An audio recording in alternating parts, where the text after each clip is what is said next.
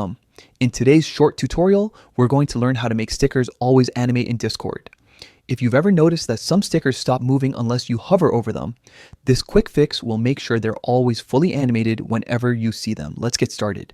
First, open the Discord app on your phone or tablet. Once it's open, look down at the bottom right corner of your screen. That's where your profile icon is. Give it a tap to open your user settings. Now, once you're inside your settings, look for the small gear or settings icon and tap it.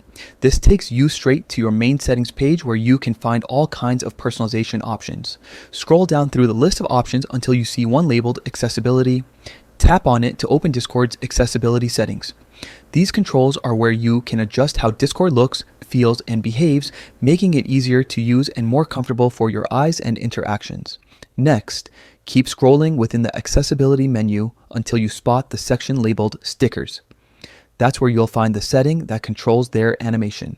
Under the Stickers section, you'll see three options: Animate on interaction, Animate for all, and Always Animate. To make every sticker move continuously, no matter what, choose Always Animate. That's it. You've successfully turned on the setting to keep stickers animated at all times in Discord.